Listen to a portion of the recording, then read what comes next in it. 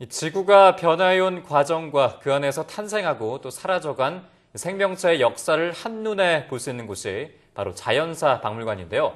엄마와 딸이 함께 세계 자연사 박물관에 다녀온 특별한 여행기가 발표돼서 주목을 받고 있습니다. 네, 그래서 오늘 사이언스앤북에서는 세계 자연사 박물관 여행을 집필한 송교환 교수, 조유경 양을 함께 만나보도록 하겠습니다. 안녕하세요. 안녕하세요.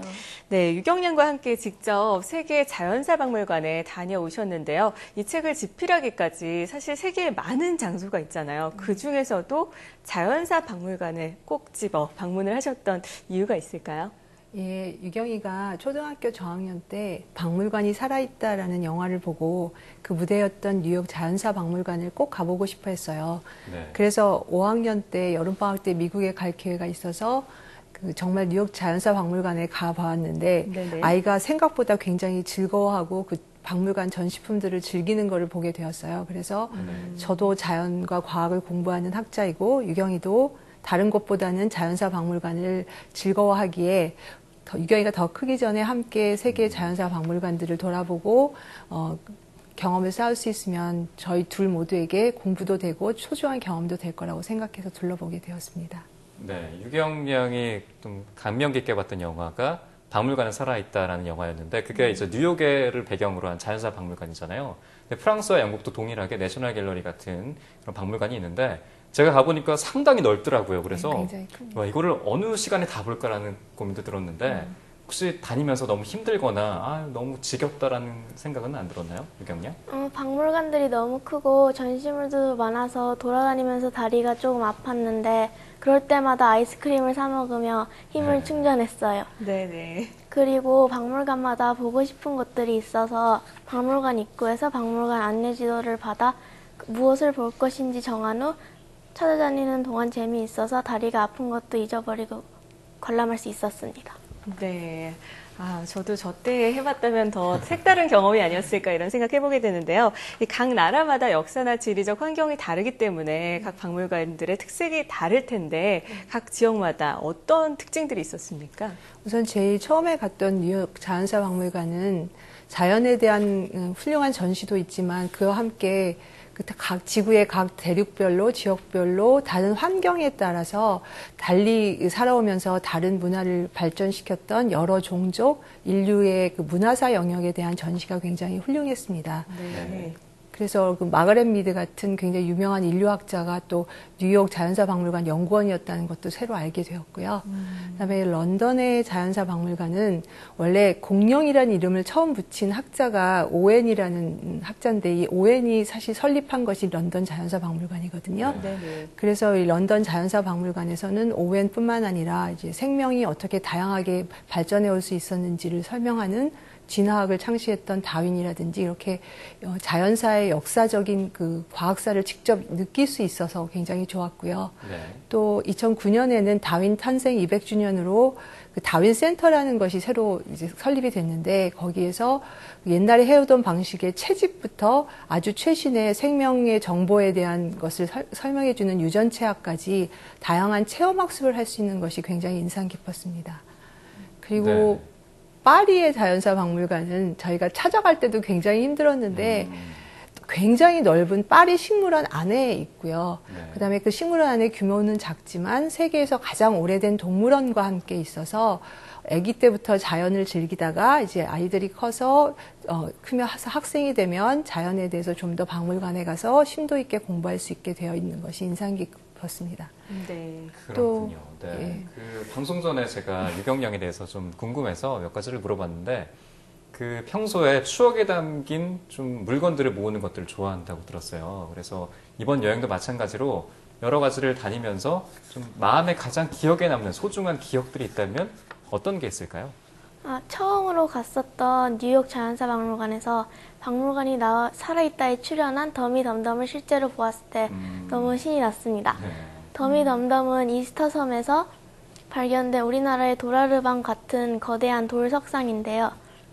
진짜로 보니 커서 그 옛날 사람들이 어떻게 이것을 운반하고 옮겼을까 하고 되게 신기했어요. 네네. 또 런던의 자연사 박물관에서 다윈 탄생 200주년 기념에 누에고치 모양의 다윈 센터를 설립했는데 거기서 일일 과학자 체험을 할 수 있어서 매우 인상 깊었습니다. 조금 아쉬운 점은 문을 닫을 시간이 되어서 모든 체험을 하지 못하고 나왔던 것인데 다음에 기회가 되면 꼭 한 번 더 가보고 싶습니다. 네, 오히려 지루하거나 그랬던 것이 아니라 시간이 모자랐군요. 네, 교수님께 다시 한번 또 제가 질문을 드리면요. 우리나라에도 잘 알려진 서대문 자연사 박물관이 있잖아요. 근데 여기 같은 경우는 다른 나라보다는 조금 늦게 생겼고 또 규모도 아담한 편이에요. 하지만 많은 방문객들이 방문을 하고 있는 와중인데 우리나라의 자연사 박물관이 미국이나 프랑스처럼 계속해서 발전하는 모습으로 가기 위해서 어떤 노력과 지원이 좀 필요할까요? 서대문 자연사박물관은 현재 수도권에 있는 유일한 자연사박물관이고요. 네.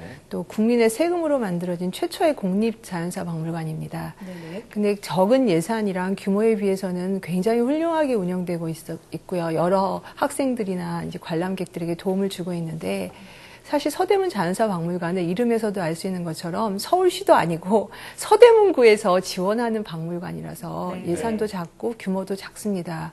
그리고 수도권에 유일하기 때문에 굉장히 많은 이제 그 관람객들, 특히 어린 학생들이 찾아와서 주말이나 아니면 이제 체험학습 시즌이 되면은 거의 관람객이 너무 많아서 관람을 제대로 하기가 어려운 실정이거든요. 그래서 저희가 좀 더 큰 규모의 박물관이 필요하지 않나 싶고요.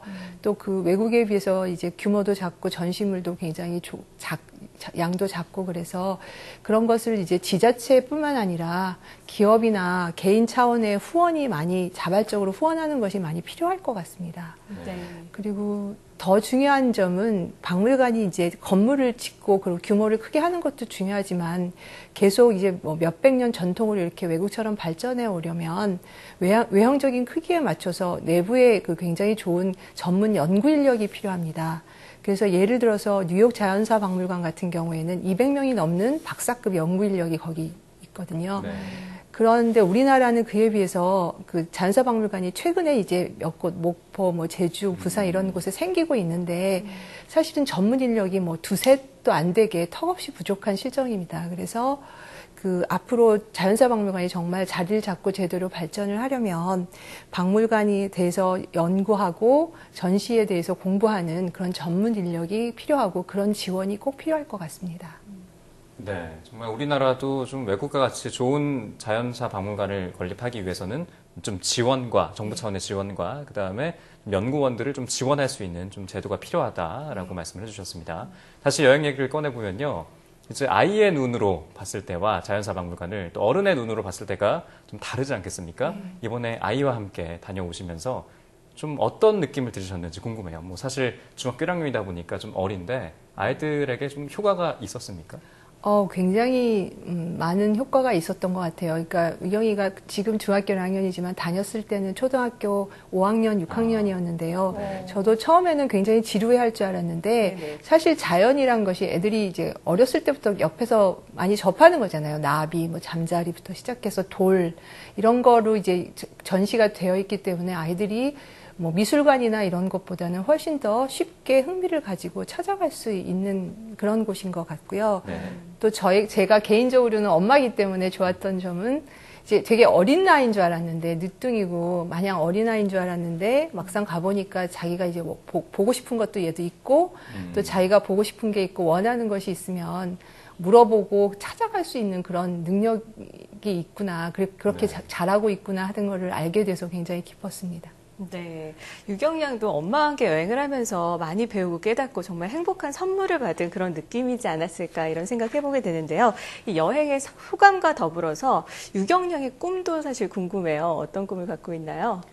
외국의 자연사 박물관은 우선 매우 크고 전시물들이 많은데 또 전시실 앞에 기증자와 후원자 등의 이름을 이렇게 써놨어요.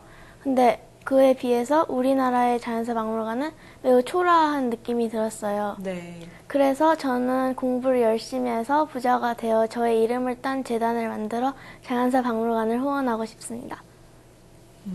네, 참 당찬 느낌이 드는데요. 네. 그 자연사 박물관이 이제 뉴욕 다녀오시고 프랑스랑 영국 이렇게 다녀오셨는데 앞으로의 계획이 궁금합니다. 뭐 다음 목적지가 자연사 박물관이실 텐데 어디로 가실지 좀 궁금한데요. 자연사 박물관, 유경이가 이제 중학생이 돼서 같이 다시 이제 여행을 다시 많이 다닐 수 있을지 잘 모르겠어요. 네.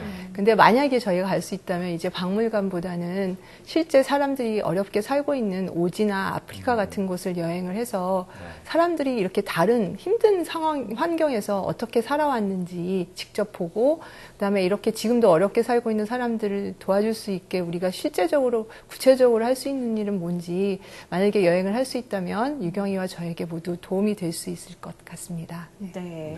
자연사 박물관에 가서 직접 보고 체험을 하는 것, 자연과 인간을 이해하는데 아주 탁월한 방법이 아닐까 이런 생각을 해보는데요. 하지만 직접 방문하기 어려우신 분들은요, 송기원 조유경 모녀의 생생한 여행기를 읽어보는 것도 도움이 되겠습니다. 자, 지금까지 세계 자연사 박물관 여행을 집필한 송기원 교수, 조유경 양과 함께했습니다. 오늘 말씀 고맙습니다. 네, 고맙습니다.